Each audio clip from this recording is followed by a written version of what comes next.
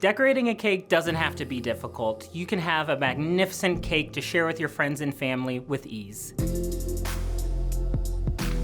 To decorate a cake the right way, you'll want to start out with some essential tools. You'll need a cake leveler or a serrated knife, a turntable, cardboard rounds a little larger than your cake, an offset spatula, I like 2 sizes, a larger and a smaller one, a flat spatula, a bench scraper, a piping bag, and piping tips.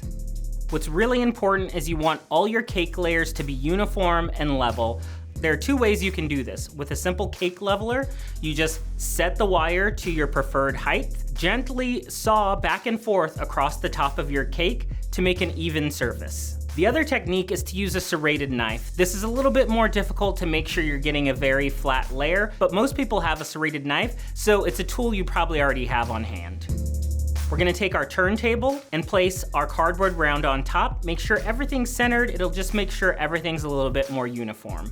Spread a little frosting on the cardboard round. Then we're gonna put our first layer of cake down.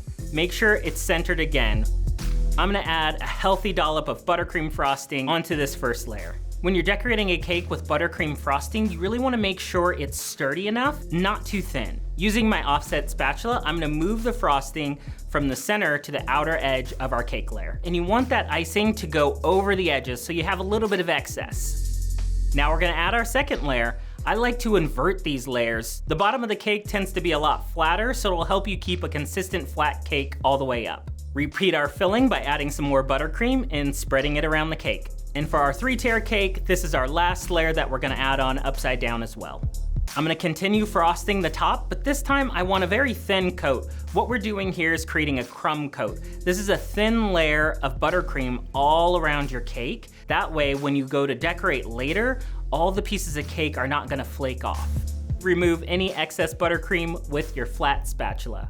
Another helpful tip here is to separate some buttercream into its own bowl. That way, if any crumbs do come up from your cake, it doesn't contaminate your full bowl of buttercream frosting.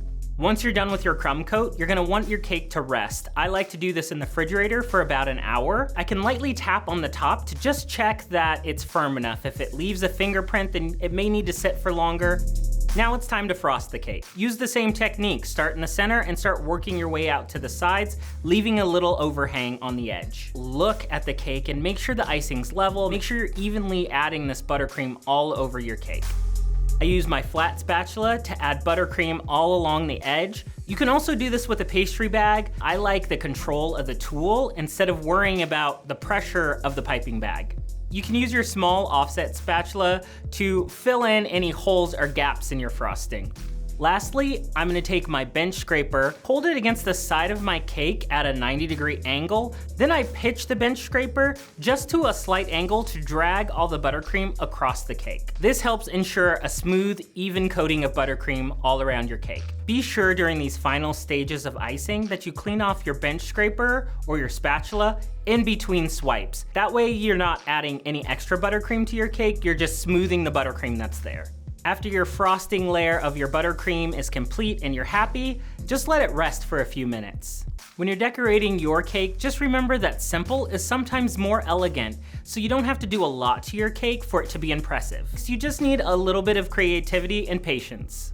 For the sides of my cake, I'm using curled white chocolate. You can do this with anything. You can do this with mini chocolate chips. You can do this with sprinkles, anything you want. I'm gonna add strawberries, raspberries, and blueberries. Once your cake is decorated, again, I return it to the refrigerator to make sure it sets up. If you have a crowded fridge, I would recommend to lightly cover it with maybe some plastic so your fridge aromas don't taint your cake.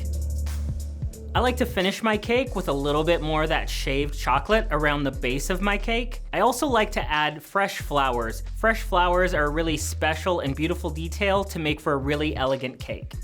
Now for the best part, slicing into that cake and getting to enjoy it.